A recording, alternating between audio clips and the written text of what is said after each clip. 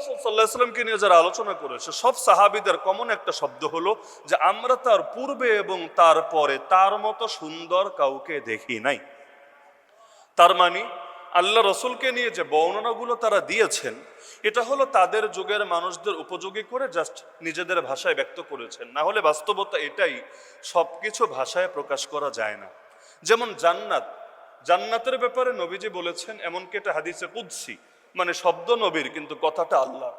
ওয়ালা খাতারা আলা কলবি বাশার, জান্নাতের কল্পনা কোনো মানুষের অন্তরে আসা সম্ভবই না।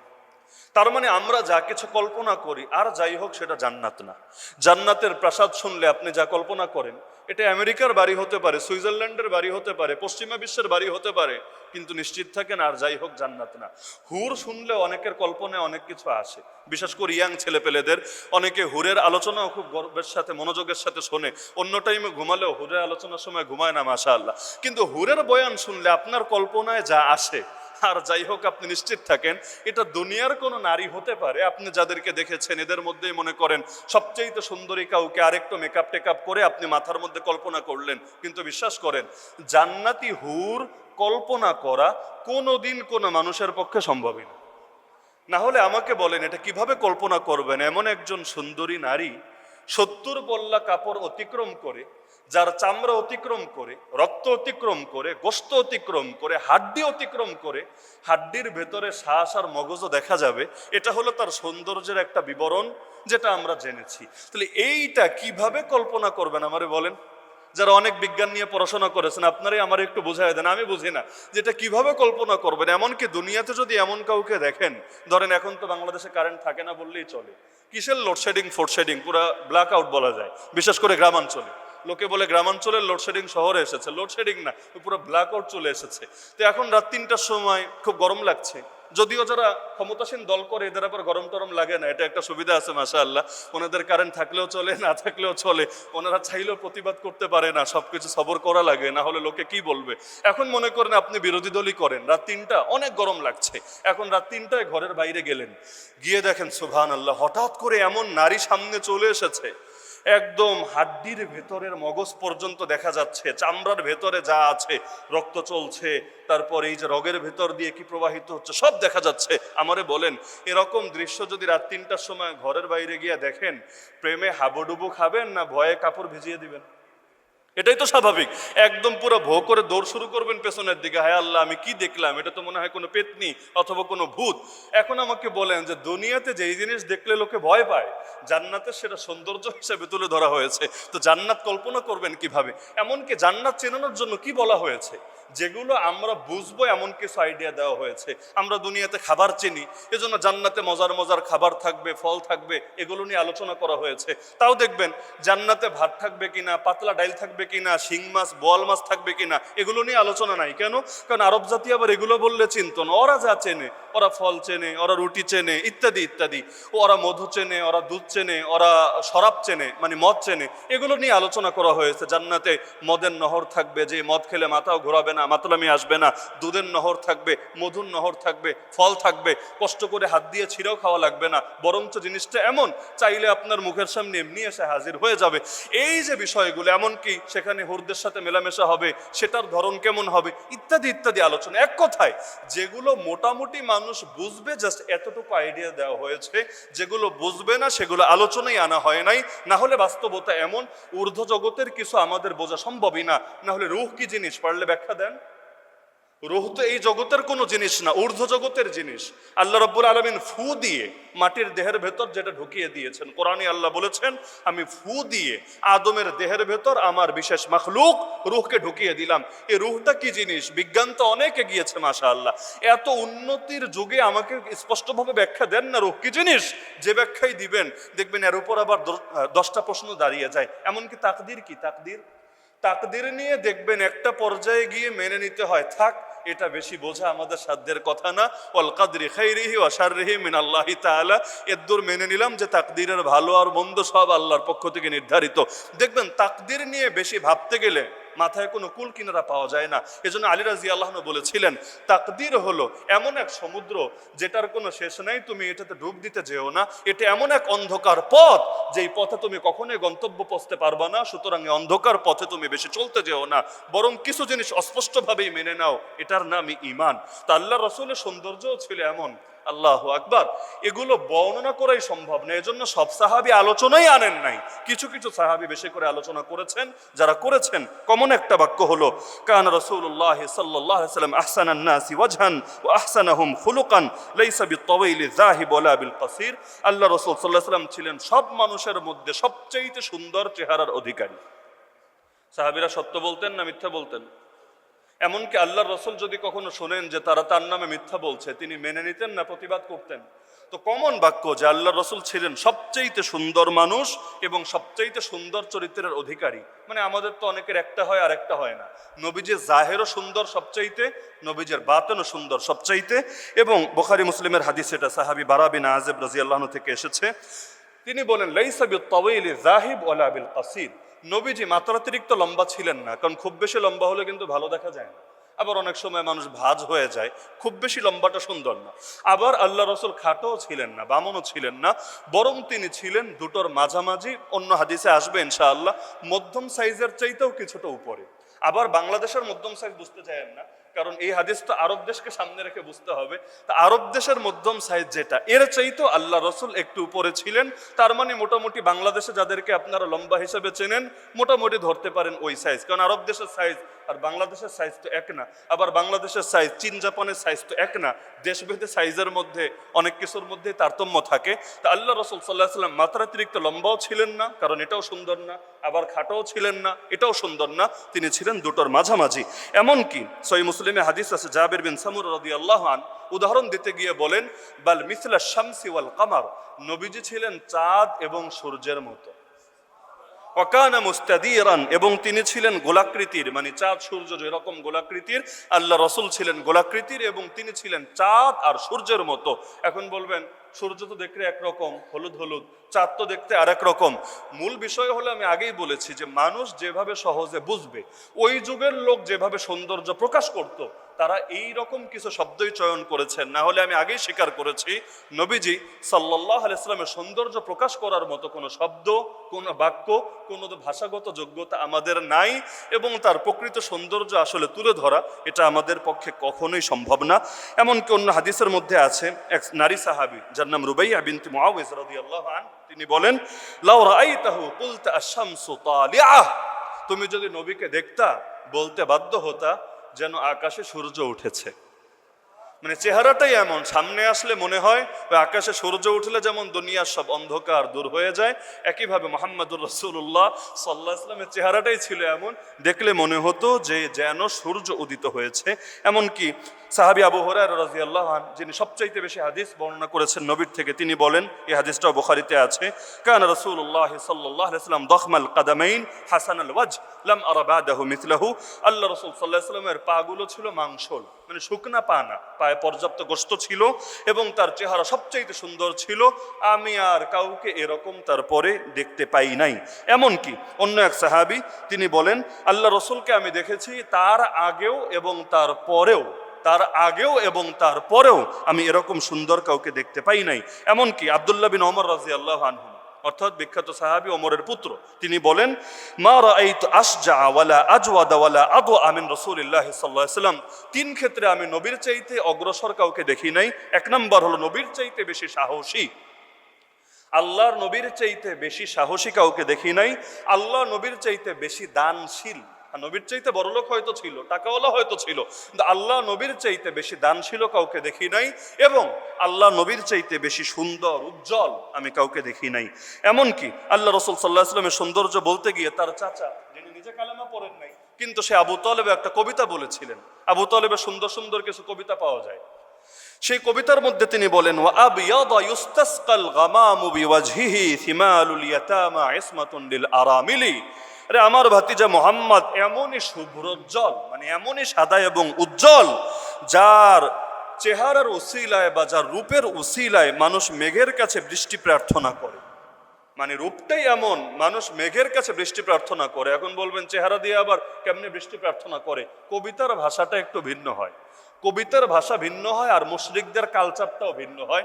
এগুলো আবার নিজের আমলের মধ্যে আনতে যায় না যে হে আল্লাহ আমাদেরকে এটার ওসিলা ওটা দেন, ওটার ওসিলা এটা দেন, এভাবে দোয়া করাই মনে হয় সুন্নত না। বরঞ্চ এখানে জাস্ট বোঝানো হচ্ছে, তার সৌন্দর্যটা বোঝানোর জন্য যে আমার নবী এত সুন্দর ছিলেন যে আকাশ থেকে যদি অনেকদিন বৃষ্টি না হয়, আরবে এমনি বৃষ্টি কম হয়, তার চেহারার ওসিলা দিয়ে যেন বৃষ্টি কামনা করা হয়। এবং তিনি ছিলেন থিমালুল ইয়াতামা ইসমাতুন লিল আরামিলি, এতিমদের আশ্রয়স্থল এবং বিধবাদের রক্ষক। যারা নবী প্রেমিক আছেন, কয়জন এই দুইটা গুণ অর্জন করতে পেরেছেন? নিজের বিবেককে জিজ্ঞেস করেন। এতিমদের আশ্রয়স্থল মানে বুঝেন, এতিমরা যার কাছে এসে আশ্রয় পায়, সাহায্য পায়, আল্লাহ রসুল বলেন আনা ওয়া কাফিলুল ইয়াতীমি ফিল জান্নাতি কাহাতাইন, দুটো আঙ্গুল দেখিয়ে বলেন আমি এবং ইয়েতিমের দায়িত্ব গ্রহণকারী ব্যক্তি জান্নাতে থাকবো ঠিক এরকম। এরকম থাকার মানে কি? এই দুই আঙ্গুলের মধ্যে দূরত্ব কয় মাইল হবে? এই দুই আঙ্গুলের মধ্যে দূরত্ব কয় মাইল হবে? এ দুটোর মধ্যে দূরত্ব যেমন কম, তার মধ্যে আর আমার মধ্যেও দূরত্ব হবে এমন কম। দ্বিতীয় ব্যাখ্যা, এ দুটো আঙ্গুলের মধ্যে আমাদের মাঝখানের আঙ্গুলটা একটু উপরে থাকে, আর এর আগের যে আঙ্গুলটা এটা একটু তুলনামূলক নিচে থাকে। তা আল্লাহ রসুলের সমান জান্নাত তো আর কেউ পাবে না, এটা কল্পনাও করা যায় না। কিন্তু নবীজি বোঝাচ্ছেন যে আমার শান আর তার শান জান্নাতে কাছাকাছিই থাকবে। এতিমদের খেদমতের বরকতে আল্লাহ রাব্বুল আলামিন তাকে এই পর্যায়ে উপনীত করবে। এজন্য আমার নবীও তো এতিম নবী ছিলেন। আলাম ইয়াজিদকা ইয়াতীমান ফাআওয়া, তিনি কি তোমাকে এতিম অবস্থায় পান নাই, এরপর তোমার আশ্রয়ের ব্যবস্থা করেন নাই? এজন্যই আল্লাহ আবার একই সূরায় বলছেন ফাআম্মাল ইয়াতীমা ফালা তাকহার, যেহেতু নিজেও এতিম ছিলা, আল্লাহ গায়বী মদদে আশ্রয় দিয়েছেন, সুতরাং খবরদার এতিমের উপর চড়াও হবা না, এতিমের সঙ্গে খারাপ ব্যবহার করবা না, এতিমকে তাড়িয়ে দিবা না। এই যে শিক্ষাটা আল্লাহ রসুলকে দিলেন। সুতরাং নবী প্রেমিক হতে চাইলে এতিম প্রেমিক হতে হবে, মাথায় রাখেন। নবী প্রেমিক হতে চাইলে এতিম প্রেমিক হতে হবে। শুধু তাই না, বিধবাদের রক্ষক। আমাদের দেশে তো বিধবাদের আরো খারাপ চোখে দেখা হয়, বিধবাদেরও খারাপ চোখে দেখা হয়। সেদিন এক চ্যানেলের মধ্যে এক দর্শক ফোন করলো, সে প্রশ্ন করলো যে হুজুর, কারো যদি স্বামী মারা যায়, আমি নিজেও বিধবা, এটা কি আমার কোনো দোষ বা এটা কি আমার কোনো কলঙ্ক?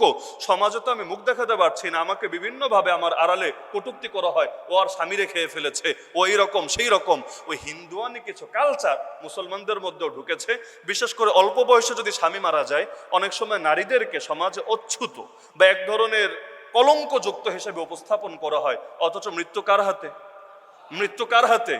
আল্লাহ যদি কপালে মরণ লিখে না রাখে, আত্মহত্যা করতে চাইলেও লোকে মরতে পারে না। কত মানুষ এমন বিষ খাওয়াও মরে না, কত মানুষ এমন ফাঁসিতে ঝুলেও মরে না, লাস্টে গিয়ে বিষের দোষ দেয়, আরে ভেজাল সব জায়গায় দিলি বাট বিষের মধ্যেও ভেজাল দিতে হলো, খায় আমি মরলাম না। আসলে মূল বিষয়, তোর কপালে এখন মরণ লেখা নাই।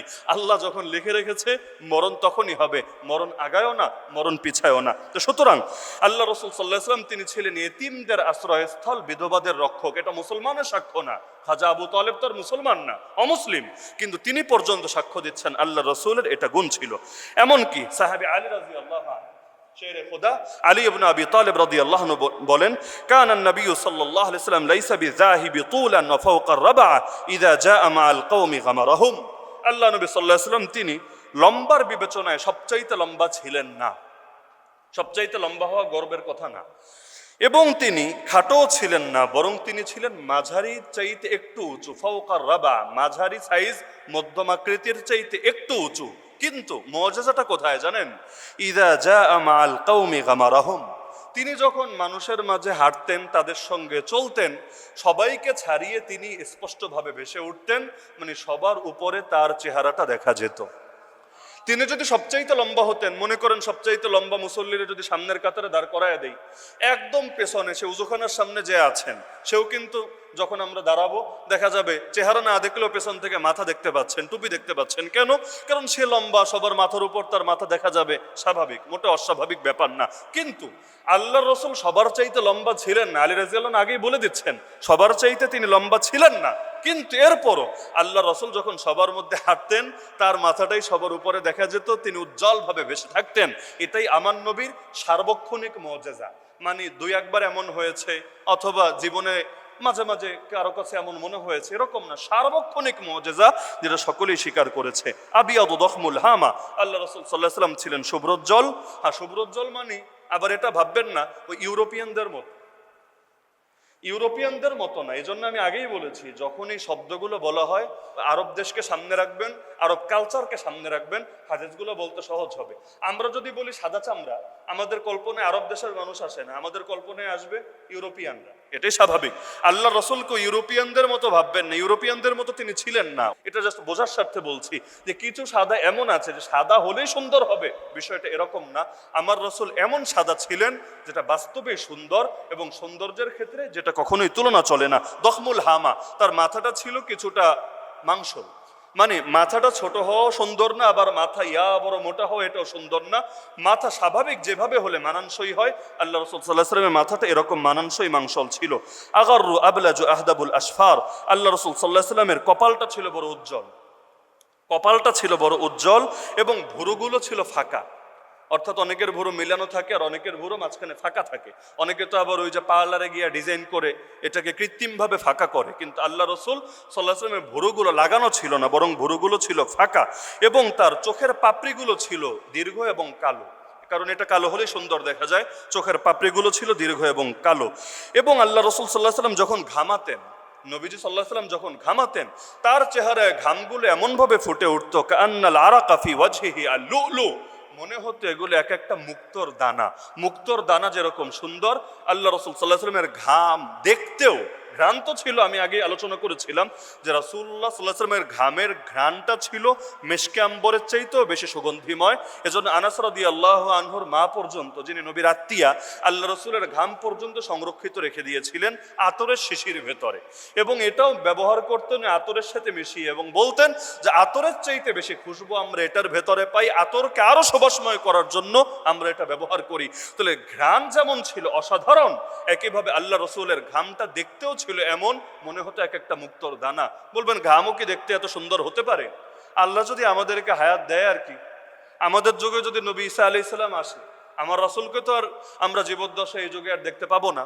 আল্লাহ যদি স্বপ্ন যুগে দেখেন আলহামদুলিল্লাহ, কিন্তু ঈসা আলাইহিস সালাম তো কিয়ামতের আগে আসবেন। আমাদের যুগেই যদি দাজ্জাল আসে, ঈসা আলাইহিস সালাম আসেন, মাহদী আসেন, তাহলে ওই ঈসা আলাইহিস সালামের হাদিসেও আছে, তিনি যখন দুই ফেরেশতার কাঁধে ভর দিয়ে দামেস্কে জামে মসজিদের নিকটে অবতীর্ণ হবেন, এবং যেই সময় মুসলমানরা ফজরের নামাজের প্রস্তুতি নেবে, একামত হয়ে যাবে, ওই সময় তার বাবরি চুল থেকে ঘামগুলো এমন ভাবে টপ টপ করে ঝরতে থাকবে যেন তা এক একটা মুক্তোর দানা। তা আল্লাহ রসুলকে তো দেখতে পারি নাই জীবদ্দশায়, কিন্তু আল্লাহ যদি ওই যুগ পর্যন্ত হায়াত দেয়, নবী ঈসা আলাইহিস সালামেরটা দেখবো, আর দেখার পর বুঝবো ঈসা আলাইহিস সালামেরটা যদি এত সুন্দর হয়, মুহাম্মদুর রাসূলুল্লাহ সাল্লাল্লাহু আলাইহি ওয়াসাল্লামেরটা না জানি কত সুন্দর। লাম আরা ক্বাবলাহু ওয়ালা বা'দাহু মিসলাহু, আলী রাদিয়াল্লাহু আনহু বলেন, আমি তার পূর্বে এবং তার পরে তার মতো আমি কাউকে দেখি নাই। আমি গত সপ্তাহে বলেছিলাম যে নবীর সৌন্দর্যের সবচাইতে বিস্তারিত বিবরণ যিনি দিয়েছেন তিনি হলেন হিন্দ বিন আবি হালা। হিন্দ নামে একাধিক সাহাবী ছিলেন, পুরুষও ছিলেন, নারীও ছিলেন। আবু সুফিয়ানের স্ত্রীও তার নাম হিন্দ বিনতে উতবা। আবার খাদিজা রাদিয়াল্লাহু আনহার আগের যে স্বামী ছিল তার নাম আবু হালা। ওই আবু হালার এক পুত্রের নাম হলো হিন্দ বিন আবি হালা। তো আল্লাহ রসুল সাল্লাল্লাহু আলাইহি ওয়াসাল্লামের সবচাইতে বিস্তারিত বর্ণনা দিয়েছেন হিন্দ বিন আবি হালা, কারণ সবাই সবকিছু পারে না। যেমন আমাকে যদি বলেন যে বর্তমান যুগের অথবা মারা গিয়েছেন এমন কারো চেহারার সৌন্দর্য বা দৈহিক সৌন্দর্যের বিবরণ দেন, আমি বেশি পারবো না। কিন্তু যারা কবি, অনেক শব্দ জানে, শব্দের ভান্ডারে শেষ নাই, এদেরকে বর্ণনা দিতে বলেন, দেখবেন এমন এমন শব্দ বলছে এটা আসলে আমাদের বোঝাই সম্ভব হচ্ছে না। ওই অভিধান ঘেটে ঘেটে শব্দের অর্থ বের করতে হচ্ছে। এজন্য যারা আরবি ভাষা শিখেছেন, আপনারা শামাইলের কিতাব খুইলা দেখেন, দেখবেন আপনি কোরআন বোঝেন, আপনি হাদিস বোঝেন, আপনি যে কোনো কিছু বোঝেন, আরবদের সাথে টুকটাক কথাও বলতে পারেন, কিন্তু শামাইল মানে যেখানে আল্লাহ নবীর দৈহিক সৌন্দর্য নিয়ে আলোচনা করা হয়েছে, খুললে দেখবেন হাদিস সব মাথার উপর দিয়া যায়। এই শব্দ বাপের জন্মে শোনেন নাই, সব নতুন নতুন লাগে। কেন এত কঠিন শব্দ? কারণ চেহারার বর্ণনা দেওয়া এটা যেন তেন ব্যাপার না, এটা আসলে বিশাল যোগ্যতার ব্যাপার। তো হিন্দ বিন আবি হালা তিনি ছিলেন অসফ, খুব ভালো গুণ বর্ণনা দিতে পারতেন। তা হাসান রাদিয়াল্লাহু আনহু, আল্লাহ রসুলের ওফাতের সময় তিনি তো বাচ্চা, নাবালেগ বাচ্চা, তো তিনি গিয়ে ধরলেন এই হিন্দ বিন আবি হালাকে, কারণ তিনি তো তার আত্মীয়ই। কিভাবে আত্মীয়? কারণ ওই যে বললাম খাদিজা রাদিয়াল্লাহু আনহার পুত্রই তো হিন্দ বিন আবি হালা, আগের ঘরের পুত্র। তাকে গিয়ে ধরলেন যে আপনি আমাকে আল্লাহ রসুল সাল্লাল্লাহু আলাইহি ওয়াসাল্লামের সৌন্দর্যের বিবরণ দেন। তো তিনি লম্বা করে সৌন্দর্যের বিবরণ দিলেন, এবং এটাই এখনো পর্যন্ত সবচাইতে বেশি ইন ডিটেইল আমরা আল্লাহ রসুলের বিবরণটা জানতে পারি। এটা বলে আমরা আজকের আলোচনা শেষ করবো ইনশাআল্লাহ। তিনি প্রথমেই বললেন কান রাসূলুল্লাহ, শব্দগুলো মাথায় রাখেন, মোহাব্বতের খাতিরে স্বপ্নেও যদি আল্লাহ দেখার তৌফিক দেন, বাকিটা মিলিয়ে নিন ইনশাআল্লাহ। কারণ ইতিহাসে যারাই নবীকে স্বপ্ন দেখেছে আর এই হাদিস সম্পর্কে জেনেছে, সবাই স্বীকার করেছে হ্যাঁ এই হাদিসে যেমন আছে আল্লাহ নবীকে আমরা এমনই দেখেছি আলহামদুলিল্লাহ। তো হিন্দ বিন আবি হালা বলেন, কান রাসূলুল্লাহ সাল্লাল্লাহু আলাইহি ওয়াসাল্লাম ফাখমান মুফাখামা, আল্লাহ রসুল সাল্লাল্লাহু আলাইহি ওয়াসাল্লাম সত্তাগতভাবেও মহৎ ছিলেন, মানুষের দৃষ্টিতেও বিশেষ মর্যাদাবান হিসেবেই বিবেচিত হতেন। মানে শুধু নিজেই উত্তম তা না, নিজেও উত্তম ছিলেন তার চারিত্রিক বিবেচনায়, আর মানুষের নজরেও তিনি সর্বোত্তম বিবেচিত হতেন। ইয়াতালাউ ওয়াজহুহু তালালু আল কামারি লাইলাতাল বাদর, পূর্ণিমার রাতে আকাশের চাঁদ যেমন জলজল করে জ্বলে, আল্লাহ রসুল সাল্লাল্লাহু আলাইহি ওয়াসাল্লামের চেহারাটাও এমন জলজল করে জ্বলতো। মানে তুলনা দিচ্ছে শুধু চাঁদের সাথে না, পূর্ণিমার রাতের সেই ভরাট চাঁদের সাথে আল্লাহ রসুলের তুলনা দেওয়া হচ্ছে। আতওয়ালু মিনাল মারবু ওয়া আকসারু মিনাল মুশাজ্জাব, আল্লাহ রসুল সাল্লাল্লাহু আলাইহি ওয়াসাল্লাম তিনি মধ্যমাকৃতির চেয়ে কিছুটা দীর্ঘাকৃতির ছিলেন, আর বেশি লম্বা লোকের চাইতে, দীর্ঘকায় লোকের চাইতে তিনি কিছুটা কম লম্বা ছিলেন। এবং আজিমুল হামা রাজিলুশ শার, আল্লাহ রসুল সাল্লাল্লাহু আলাইহি ওয়াসাল্লামের মাথা মানানসই বড় ছিল, মানে অনেক বড় না, মানানসই বড় ছিল, এবং তার চুল ঈষৎ কোকড়ানো ছিল। মানে খুব বেশি কোকড়ানো না, যেমন আফ্রিকার অনেকের থাকে, নাইজেরিয়ানদের থাকে, এরকম না, আবার একদম পুরা স্বাভাবিক সোজা এরকমও না, হালকা কোকড়ানো, ঈষৎ কোকড়ানো ছিল। ইনিন ফারাকাত আকিকাতুহু ফাররাকাহা ওয়া ইল্লা ফালা, স্বাভাবিকভাবে চুলে যদি সিথি প্রকাশ পেত, ছোট চুলে সিথি আসে না বাবরি চুলে সিথি আসে? আমি গত সপ্তাহে আলোচনা করেছিলাম যে চুলের ক্ষেত্রে সুন্নত কোনটা, টাক্কু করা নাকি বাবরি রাখা না মাঝামাঝি রাখা, গত সপ্তাহে আমরা বিস্তারিত আলোচনা করেছি। তা আল্লাহ রসুলের যেহেতু অধিকাংশ সময় বাবরি ছিল, সিথি তিনি কষ্ট করে বানাতেন না, ওই আছড়ে আছড়ে যেভাবে লোকে বানায়, স্বাভাবিকভাবে যদি সিথি প্রকাশ পেত সিথি রেখে দিতেন, আর যদি সিথি স্বাভাবিকভাবে প্রকাশ না পেত ওই কষ্ট মষ্ট করে তিনি সিথি রাখতেন না। ইউজাউযু শারুহু শাহমাতা উযুনাইহি ইযা হুয়া ওয়াফারা, আল্লাহ রাসূল সাল্লাল্লাহু আলাইহি ওয়াসাল্লাম যখন ওয়াফরা রাখতেন, বাবরি নবীর বাবরি তিন রকম ছিল, ওই বিস্তারিত আলোচনায় যাব না। কখনো ছিল ওয়াফরা, কখনো লিম্মা, কখনো জুম্মা, তিনটা শব্দ, ওয়াফরা, লিম্মা, জুম্মা। সহজ বাংলায় বললে কখনো হতো কানের লতি পর্যন্ত, কখনো হতো কাঁধ পর্যন্ত, কাঁধ, আর কখনো কানের লতি আর কাঁধের মাঝামাঝি, এই দুইটার মাঝামাঝি হতো, আর দুই একবার এমন হয়েছে কাঁধ অতিক্রম করেছে, কিন্তু স্বাভাবিক ছিল অফরা, লিম্মা, জুম্মা, এই তিনটার মধ্যে থাকতো। তা আল্লাহ রসুল যখন বাবরি রাখতেন কখনো এমন হতো যে তার চুল তার কান অতিক্রম করত। আমি আগেই বলেছি যে তিন রকম ছিল, এই হাদিসের মধ্যে একরকম বলা হচ্ছে। আজহারুল লাউন, আল্লাহ রসুলের রংটা ছিল উজ্জ্বল। ওয়াসিউল জাবিন, তার কপালটা ছিল প্রশস্ত, উজ্জ্বলও ছিল প্রশস্তও ছিল, ছোট কপাল না, কারণ চুল যদি অনেকের বেশি থাকে কপাল ঢেকে যায়, এটা দেখতে খুব সুন্দর লাগে না, কপালটা প্রশস্ত ছিল। আজাজ্জুল হাওয়াজিব সাওয়াবিক ফি গায়রি কারন বাইনাহুমা ইরকুন ইয়াদুররুহুল গাদাব, আল্লাহ রাসূল সাল্লাল্লাহু আলাইহি ওয়াসাল্লামের ভ্রুগুলো চিকন ছিল, বক্র ছিল, চিকন ছিল, ধনুক যেরকম চিকন থাকে এটা চিকন ছিল, তবে ঘন ছিল, একদিকে ঘন চিকন আর এটার মাঝে ফাঁকা ছিল, অর্থাৎ দুটো একসঙ্গে লাগানো ছিল না। আর এ দুটোর মাঝে, দুই ভুরুর মাঝে একটা রগ ছিল।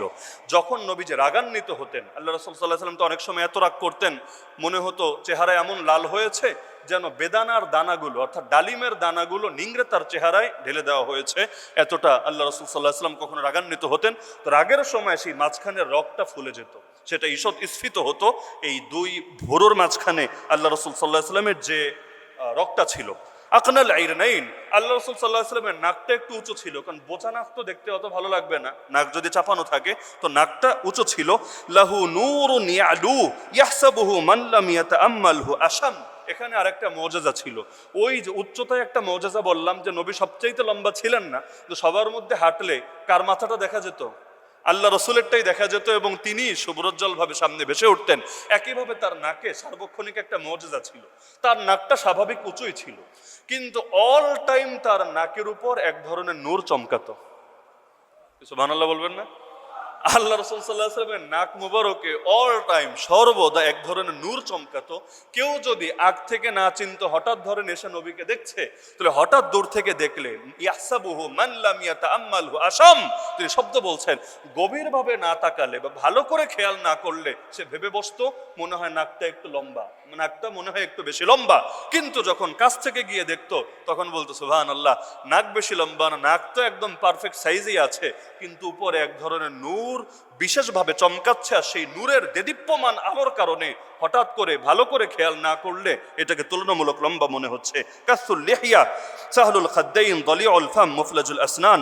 আল্লাহ রাসূল সাল্লাল্লাহু আলাইহি ওয়াসাল্লামের দাড়ি ছিল ঘন ভরপুর। অনেকের দাড়ি পাতলা থাকে, কিন্তু অনেকের দাড়ি ঘন থাকে। আল্লাহ রাসূল সাল্লাল্লাহু আলাইহি ওয়াসাল্লামের দাড়িটা ঘন ছিল, ভরপুর ছিল। তার গাল দুটো স্বল্প মাংসল ছিল, মসৃণ ছিল, এবং আল্লাহ রাসূল সাল্লাল্লাহু আলাইহি ওয়াসাল্লামের মুখ বিদর পরিমিত প্রশস্ত ছিল, আর তার দাঁতগুলো চিকন ছিল, উজ্জ্বল ছিল। সামনের দুটো দাঁতের মাঝে হালকা ফাঁক ছিল, খুব বেশি না, খুব বেশি ফাঁক হলে দেখতে ভালো লাগবে না। সামনের দুটো দাঁতের মধ্যে হালকা ফাঁক ছিল। দাকিকুল মাসরুবা কাআন্না উনুকাহু জিদু দুমিয়া ফি সাফাইল ফিদ্দা মুতাদিলুল খালক বাদিনুন মুতামাসিক। আল্লাহ রাসূল সাল্লাল্লাহু আলাইহি ওয়াসাল্লামের বুক থেকে নিয়ে এই যে পেট পর্যন্ত, নাভি পর্যন্ত, এখানে একটা সরু রেখা বের হয়েছিল পশমের। মানে অনেকের একদম বুক ভরা পেট ভরা পশম থাকে, আল্লাহ রাসূল সাল্লাল্লাহু আলাইহি ওয়াসাল্লাম এরকম ছিল না, কিন্তু চিকন একটা পশমের সরু রেখা, এটা বুক থেকে নামতে নামতে আল্লাহ রাসূল সাল্লাল্লাহু আলাইহি ওয়াসাল্লামের পেট পর্যন্ত নামতো। কাআন্না উনুকাহু জিদু দুমিয়া ফি সাফাইল ফিদ্দা।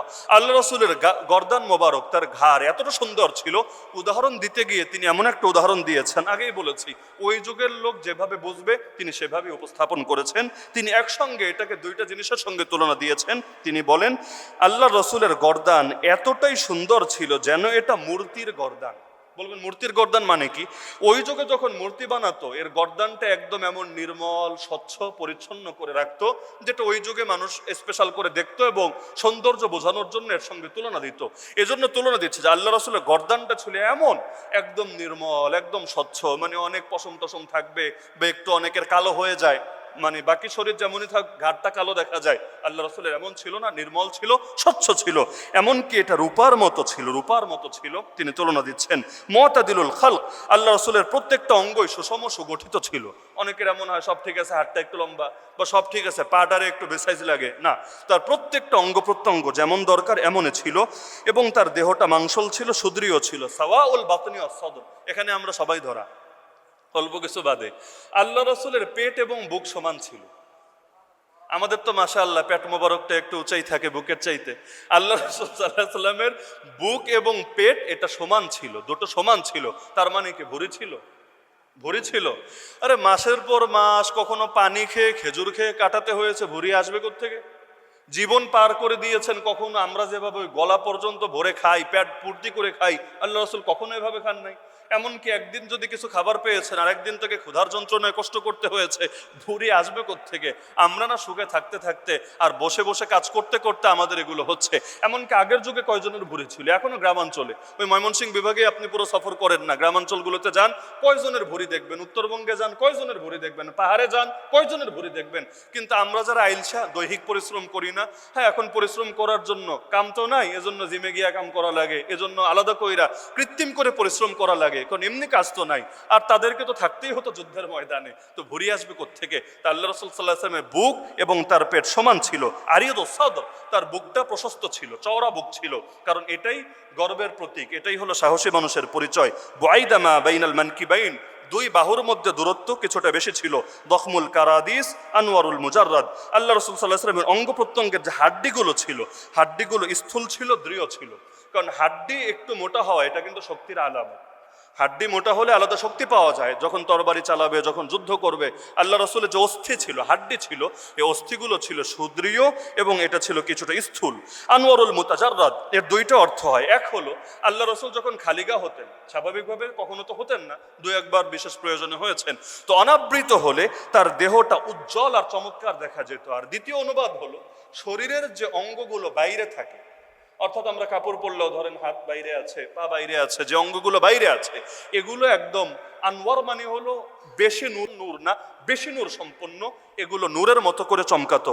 আজকাল আবার অনেক বিতর্ক সমাজে চলে, নবীরে নূর নবী বলা যাবে কি না, একদম বাংলাদেশে মারপিট চলার মতো চলে, অথচ বাস্তবতা এটাই, আমার নবী তো নূরই ছিল। হ্যাঁ, ইখতিলাফ এটা নিয়ে আপনি করতে পারেন যে তিনি কিসের তৈরি, সেটা ভিন্ন আলোচনা। কিসের তৈরি হওয়া ভিন্ন জিনিস, আর তিনি নূর হওয়া ভিন্ন জিনিস। নূর মানে আলো। আমার নবী নূর ছিলেন না, তাহলে ওসমান জুন্নুরাইন হলেন কিভাবে?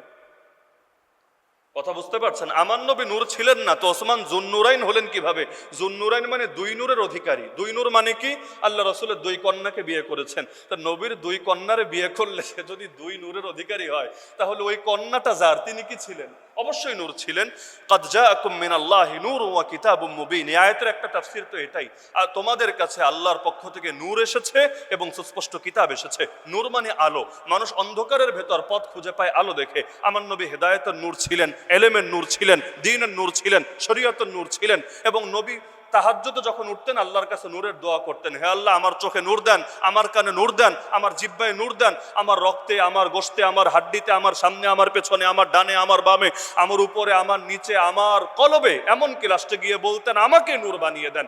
এই যে নূর নবী আল্লাহর কাছে নিয়মিত চাইতেন, নবীর দোয়া কবুল নাকি কবুল না? তো নবী তো আল্লাহর কাছে নূরের দোয়া করতেন, তাহলে নবী নূর হবেন না কেন? নিঃসন্দেহে আমার নবী হেদায়েতের নূর ছিলেন, কোনো সন্দেহ নাই। আবার তিনি মানুষও ছিলেন। নূর হওয়ার অর্থ এটা না যে তিনি মানুষ না। আল্লাহ রাসূল মানুষ না তো কি ফেরেশতা? আল্লাহ রাসূল মানুষ না তো কি জিন?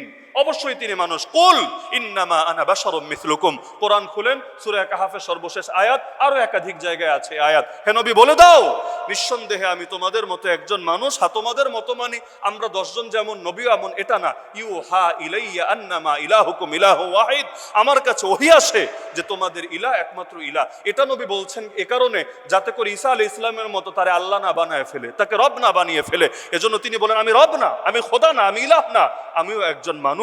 আমার রাসূল মানুষও, আমার রাসূল হেদায়েতের নূরও। এই হিন্দ বিন আবি হালার পুরো হাদিসটা বলতে পারলাম না আজকে, আলোচনার সময়ও শেষ হয়ে গিয়েছে। আমার অনুরোধ থাকবে আপনারা ওই শামায়েলে তিরমিজি থেকে অথবা যে কোনো সোর্সে ওই বাসায় গিয়ে সার্চ করলে গুগলে পাবেন হিন্দ বিন আবি হালার হাদিস আল্লাহ রাসূলের সৌন্দর্য সম্পর্কে। একবার দেখে নিয়েন, মাথায় মুখস্থ করে নিয়েন, কারণ আমি এমনি ঘড়ির টাইম অতিক্রম করেছি, এর চাইতে বেশি অতিক্রম করে আপনাদের কষ্ট আর বদদোয়ার ভাগীদার হব না। যতটুকু আলোচনা হলো আল্লাহ আমাদের বোঝার তৌফিক দান করুন, আমিন।